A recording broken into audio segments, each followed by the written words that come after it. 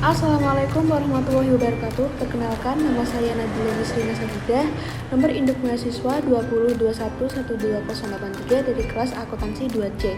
Di sini saya akan mempresentasikan tentang sistem informasi manajemen terkait kasus isu sosial dengan tema kasus kebocoran data diri yang terjadi di Indonesia. Analisis kasus sosial. Di sini kita akan membahas tentang 3 topik atau 3 masalah. Yang pertama itu kita mencari dimensi moral dari kasus tersebut, dari kasus yang akan kita bahas. Yang kedua itu peraturan hukum yang berlaku di Indonesia mengenai kasus tersebut. Dan yang ketiga yaitu cara mengatasi kasus tersebut.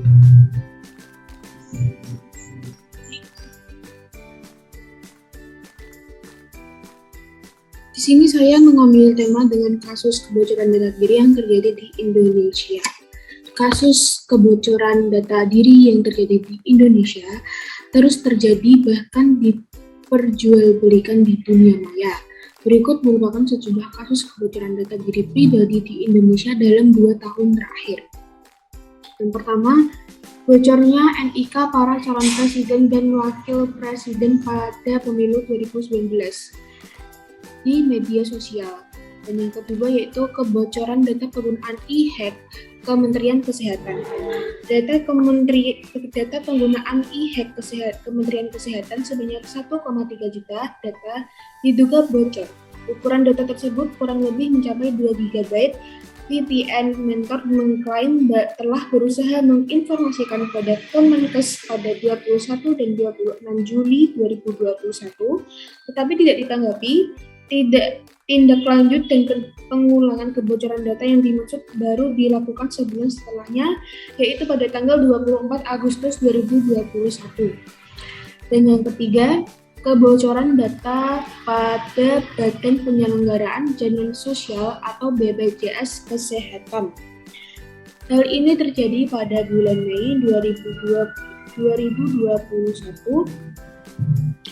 Data sejumlah peserta Badan Penyelenggaraan Jaminan Sosial atau BPJS dijual di Right Forum seharga 0,15 Bitcoin. Dan yang keempat, penjualan data diri pada nasabah Bank Rakyat Indonesia atau BRI Live. Terdapat 463.000 dokumen yang diperjualbelikan.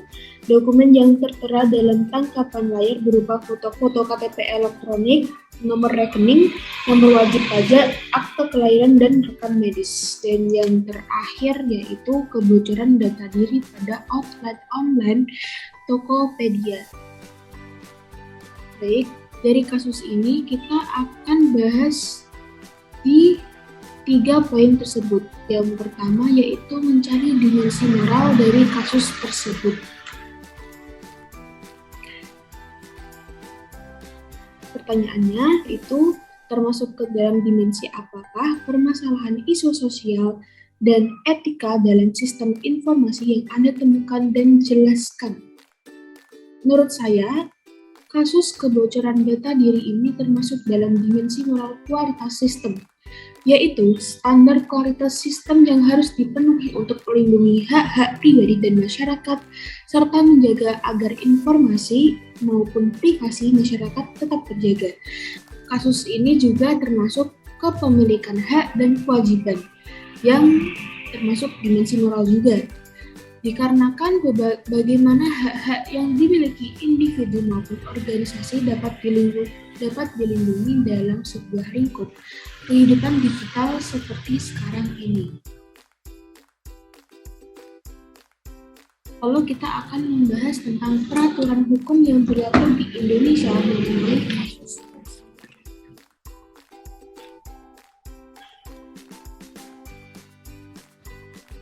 Kedua, pertanyaannya secara lengkap, apakah peraturan yang berlaku di Indonesia dapat melindungi hak-hak korban dari permasalahan isu sosial dan etika dalam sistem informasi tersebut? Cari informasi tentang perundang-undangan yang berlaku di Indonesia dan jelaskan. Definisi data pribadi menurut Peraturan Menteri Komunikasi dan Informatika Pasal 1 Nomor 20 Tahun 2006 tentang Pelindungan Data Pribadi dan Sistem Elektronik bahwa data pribadi adalah data perseorangan tertentu yang disimpan, dirawat, dijaga kebenarannya, serta dilindungi kerahasiaannya. Berikut keterkaitan hak privasi dan data pribadi dalam perundang-undangan yang berlaku di Indonesia. Yang pertama yaitu Pasal 28G Ayat 1 UU DRI 1945 yang berbunyi, setiap orang berhak atas perlindungan diri pribadi, keluarga, kehormatan, martabat, dan harta benda yang di bawah kekuasaannya, serta berhak atas rasa aman dan perlindungan dari ancaman ketakutan untuk berbuat atau tidak berbuat sesuatu yang merupakan hak asasi. Yang kedua adalah Undang-Undang Nomor 19 Tahun 2019 tentang Informasi dan Transaksi Elektronik atau UU ITE yang berbunyi, kecuali ditentukan lain oleh peraturan perundang-undangan penggunaan, setiap informasi melalui media elektronik yang menyangkut data diri seseorang harus dilakukan atas persetujuan orang yang bersangkutan. Yang ketiga, Pasal 26 Ayat 2 UU ITE yang berbunyi, setiap orang yang dilanggar haknya sebagaimana atau yang dimaksud pada ayat 1 dapat mengajukan gugatan atas kerugian yang ditimbulkan berdasarkan undang-undang ini. Dan yang keempat, Pasal 31 Ayat 1 Undang-Undang Dasar Republik Indonesia tahun 1945 yang berbunyi mengenai hak privasi.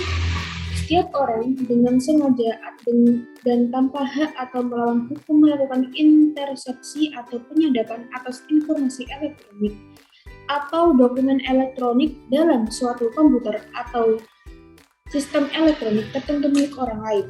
Pasal ini berlanjut mengenai sanksi pidana yang diatur dalam Pasal 47 Ayat 1. Dan yang terakhir yaitu Pasal 28J Ayat 1 dan 2 UU DRI 1945 yang berbunyi Pasal 1, setiap orang wajib menghormati hak asasi manusia orang lain dalam tertib kehidupan bermasyarakat, berbangsa, dan bernegara.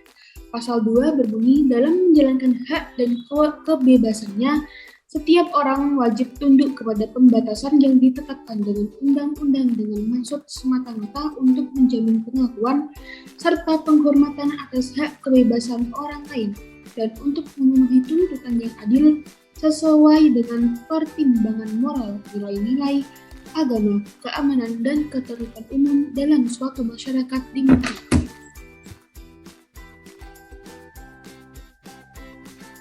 Baik, poin terakhir yaitu cara mengatasi kasus tersebut.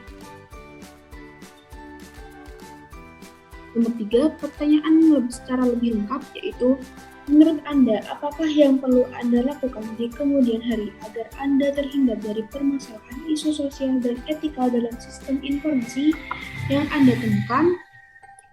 Berikut merupakan cara menghindari kebocoran data diri pribadi dalam penggunaan aplikasi. Yang pertama yaitu pelajari sistem aplikasi yang akan diunduh. Menerapkan autentikasi jenis apa. Yang kedua, menerapkan kata sandi yang sulit dilacak dan diubah secara berkala. Tetapi jangan terlalu sering untuk menghindari lupa. Dan yang ketiga yaitu jangan menggunakan kata sandi yang sama dalam beragam akun. Karena jika satu akun dibobol itu bisa mencakup akun yang sama sandinya. Dan yang keempat, memperbarui sistem operasi aplikasi. Dengan memperbarui sistem operasi aplikasi KitKat dan PC secara berkala, termasuk antivirus untuk meningkatkan sistem keamanan. Dan yang kelima, yaitu jangan mengunduh aplikasi tidak resmi dan tidak jelas manfaat. Dan yang terakhir yaitu upaya pemerintah juga harus bergerak dalam menangani. Salah satu upaya pemerintah adalah melindungi data pribadi masyarakat dan mendorong kesadaran kesadaran pelindungan data pribadi, yaitu dengan cara menyediakan pedoman dan aturan turunan, kemudian memberikan edukasi dan meningkatkan kesadaran pelindungan data pribadi dengan benar melalui media elektronik, media cetak, atau media online, serta kerjasama nasional dan internasional.